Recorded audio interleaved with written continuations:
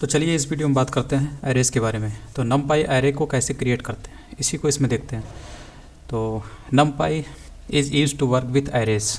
ठीक है, numpy का काम होता है एरे के साथ काम करना, क्योंकि पाइथन में numpy का जो एरे का जो कॉन्सेप्ट है वो नहीं होता है। ठीक है, लेकिन एरे को थोड़ा बहुत लिस्ट के ज़रिए रिप्रेजेंट करने की कोशिश की जाती है, लेकिन फिर भी लिस्ट जो है वो काम नहीं कर पाती जो कि एरे कर सकता है। और numpy इसीलिए आपको देखेगा जो numpy होता है उसमें जो एरे होता है वो 50 टाइम्स ज़्यादा स्पीड रखता है लिस्ट की अपेक्षा। इसीलिए हम लोग लिस्ट की अपेक्षा पाइथन में numpy के ज़रिए एरे को इस्तेमाल करते हैं। तो जो एरे ऑब्जेक्ट होता है इन numpy, इसको हम लोग बोलते हैं nd एरे। ठीक, और we can create numpy nd array object by using array function. Array function की मदद से हम nd एरे ऑब्जेक्ट क्रिएट करते हैं। इसको नॉर्मली हम लोग numpy एरे भी बोलते हैं या nd एरे बोलिए। nd एरे का मतलब हुआ n डायमेंशनल एरे, मतलब ये डायमेंशंस होते हैं उसी के हिसाब से ये होता है। तो जैसे कि यहाँ पर ये देखिए नॉर्मल जो लिस्ट दी हुई है इसके ऊपर एरे फंक्शन का इस्तेमाल किया गया। ठीक है, तो इसको लिस्ट से एरे में कन्वर्ट कर दिया गया। ठीक, numpy एरे। तो फिर इसके बाद इसको एक वेरिएबल में असाइन कर दिया गया। इसको हम लोग प्रिंट कराते हैं। इसका टाइप आप पता करेंगे तो आपको टाइप भी यहाँ पे दिखाएगा कि numpy.nd एरे इसका टाइप है। ठीक, तो ये यहाँ से आपको टाइप पता चल रहा है और ये यहाँ से आपने एरे बनाया। ये जो लिस्ट थी इसको कन्वर्ट कर दिया एरे फंक्शन की मदद से। कैसे करते हैं, आप यहाँ से मॉड्यूल लिखते हैं, मॉड्यूल नेम, और ये मेन मॉड्यूल है जिसको रीनेम किया गया है एज कीवर्ड के जरिए np में। उसके बाद numpy की जगह पर आप np इस्तेमाल कर सकते हैं। तो np.array यानी कि np मॉड्यूल के अंदर जो फंक्शन मौजूद है एरे, उसी का हम लोग इस्तेमाल कर रहे हैं। और उसके पैरेंथेसिस में हम एज पैरामीटर या वैल्यू के रूप में हम क्या सप्लाई कर रहे हैं, एक लिस्ट सप्लाई कर रहे हैं। ठीक, तो ये फंक्शन इसको कन्वर्ट कर देता है एरे में। ठीक, और इसको हम लोग इसका जो आउटपुट आता है उसको इस एक वेरिएबल में स्टोर कर लेते हैं। तो ये जो वेरिएबल होता है एक्चुअल में क्या हो जाता है, numpy एरे। ठीक, इसी को हम लोग प्रिंट कर रहे हैं तो आपको ये दिख रहा होगा। तो यहाँ पर ये दिया हुआ है कि this built in Python function tells us the, ये जो टाइप है this built in Python function tells us the type of the object pass to it. जो भी ऑब्जेक्ट इसे पास किया जाता है, जैसे यहाँ पर ये पास किया गया है इस फंक्शन को, तो ये क्या काम करता है, टाइप बताता है। जैसे कि इसका टाइप इसने बताया कि numpy.nd एरे इसका टाइप है। ठीक, और to create an nd array we can pass a list. तो हम लोग nd एरे क्रिएट करने के लिए यानी numpy एरे क्रिएट करने के लिए हम लोग, ठीक है, nd एरे मतलब जो numpy का एरे ऑब्जेक्ट हो उसी को nd एरे बोल रहे हैं। ठीक, तो इसके लिए हम लोग क्या करते हैं, क्रिएट करने के लिए we can pass a list. यहाँ पे लिस्ट पास की गई थी, टपल कर सकते हैं पास। ठीक है, टपल पास कर सकते हैं या फिर कोई एरे लाइक ऑब्जेक्ट पास कर सकते हैं इस एरे फंक्शन में। और ये क्या काम करता है, इसे कन्वर्ट कर देगा nd एरे में। ठीक है, इसी तरीके से यहाँ पर दूसरा एग्जांपल बोल रहा है कि आप इसमें टपल पास कर सकते हैं एरे फंक्शन में। तो ये आपका nd एरे, ये हमारा क्या है, nd array variable nd array है। ठीक, तो इसी को ये यहाँ पर पास कर रहा है। यहाँ पर आपका आउटपुट इससे प्रिंट से यहाँ पर आपका आउटपुट दिख रहा है। और इसके बाद है डायमेंशंस इन एरेज। तो डायमेंशंस इन एरेज का मतलब होता है कि dimensions in array is one level of array depth.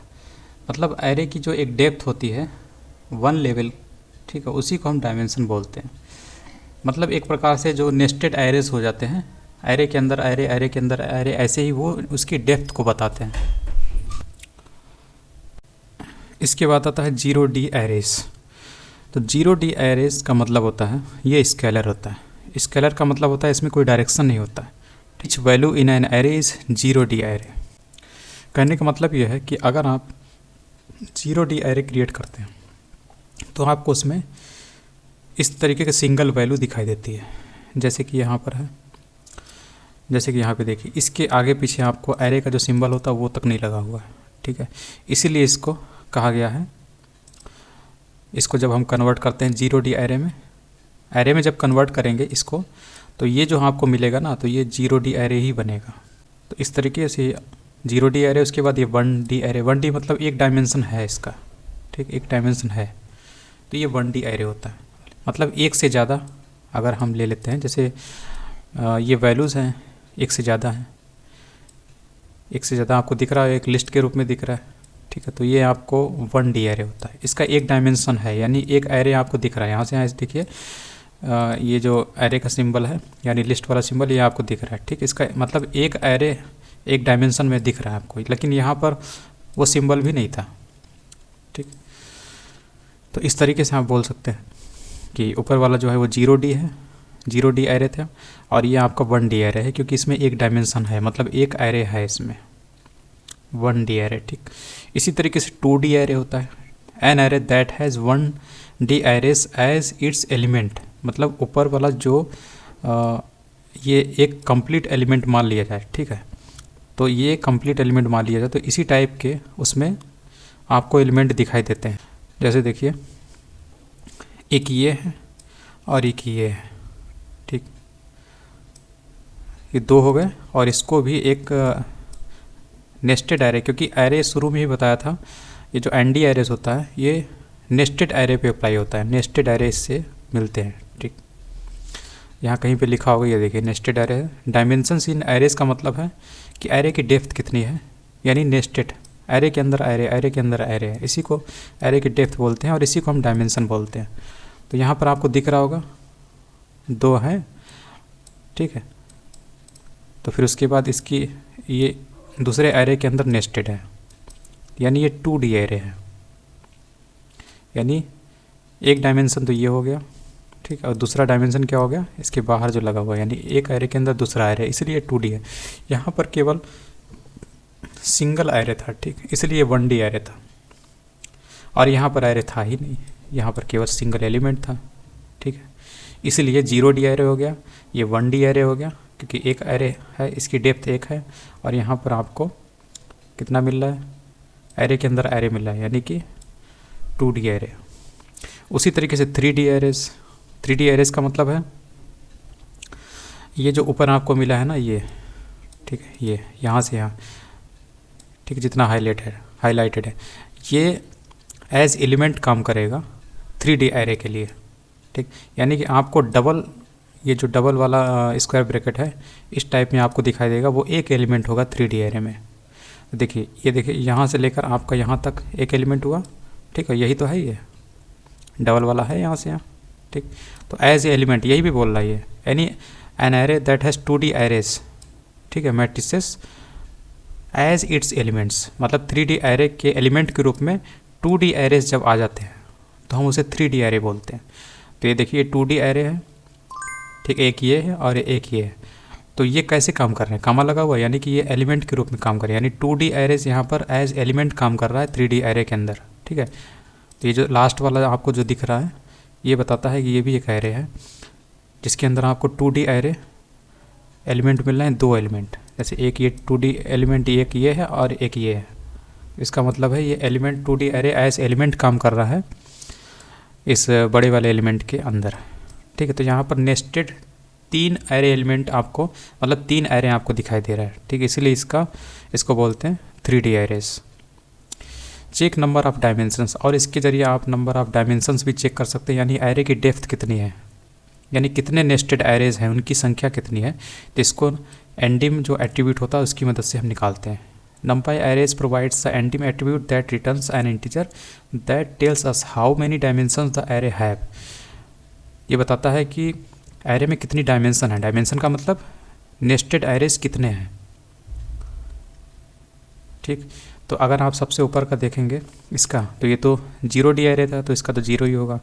इसमें एक एरे है, ठीक है, तो b डॉट एंडिम, जैसे a डॉट एंडिम से आपका a क्या है, ये है, इसको एरे में कन्वर्ट किया गया, तो ये 0 डायमेंशन 0D एरे है। तो a डॉट एंडिम से, एंडिम क्या एक मेथड है जिसके ज़रिए हम पता करते हैं, एट्रीब्यूट है जिसके ज़रिए हम पता करते हैं, मेथड नहीं एट्रीब्यूट है ये, ठीक है। तो इसके ज़रिए हम पता कर लेते हैं कि a की डायमेंशन कितनी है, तो 0 डायमेंशन। उसी तरीके से b वाला देखिए, इसको कन्वर्ट किया गया है, ठीक है। तो ये 1 डायमेंशन है, एक एरे की डेप्थ 1 है। इसमें आप देख रहे हैं कि एरे के अंदर एरे है, ठीक, एरे के अंदर एरे, यानी कि इसकी डेप्थ कितनी हो गई, 2 हो गई। तो c डॉट एंडिम आपको कितना मिलता है, 2 मिलता है, ये 2D एरे है।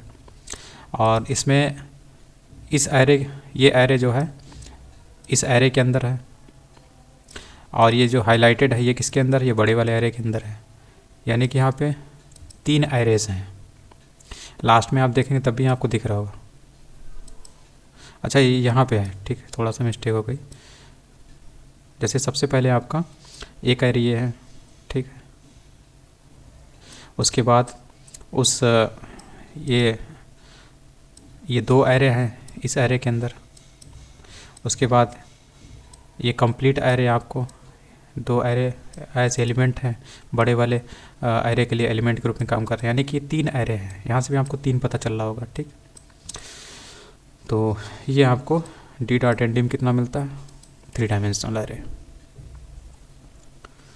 तो इस तरीके से होता है ये नेस्टेड, कितने एरे नेस्टेड होते हैं या उनका डायमेंशन कितना होता है, एक एरे के अंदर कितने एरे हैं, ये है, इसी को डायमेंशन बोलते हैं। Higher dimension arrays, an array can have number of dimensions. When the array is created you can define the number of dimensions by using the endim argument, ठीक। array create an array with 5 dimensions and verify it has 5 dimensions। 5 dimension ऐसे करके आप बनाएंगे। तो यही तरीका बता रहा है कि आप endim नाम का एट्रीब्यूट का इस्तेमाल करके आप उतने डायमेंशन का एरे भी बना सकते हैं। तो छोटा सा ये काम करके एट्रीब्यूट का इस्तेमाल करके इस एरे को आप 5 डायमेंशन का बना सकते हैं, ठीक है। देखते हैं करके। तो ये देखिए ये दिखा हुआ है, ये पहला एरे, दूसरा, तीसरा, चौथा और ये 5वां, ठीक। तो 5 ब्रैकेट आपको दिख रहे हैं, तो ऐसे भी समझ जाइए कि ये 5 डायमेंशनल एरे हैं। तो नंबर ऑफ डायमेंशन ARR.endim इस्तेमाल किए तो आपका ये आपका क्या है, ये एट्रीब्यूट है, और ये क्या है, ये आपका आर्गूमेंट है, ठीक। ये आर्गूमेंट है, कहाँ गया आर्गूमेंट, ठीक है। तो एंडी मिन है, एंडियम एंडी मिन, इसी को एंड डायमेंशन को शॉर्ट में लिखा गया और कुछ नहीं। एंडी मिन पढ़िए, एंडियम मिन पढ़िए, कुछ नहीं, दोनों सही है। तो ये आपका आर्गूमेंट है, इससे आप इतने डायमेंशन का एरे बना सकते हैं। यहाँ पर आपको एक एरे देना पड़ेगा, यहाँ पर आप आर्गूमेंट का इस्तेमाल करके नंबर ऑफ संख्या दे दीजिए, नंबर आपका एरे पता चल जाता है। इसके बाद अगले वीडियो में हम लोग बात करते हैं।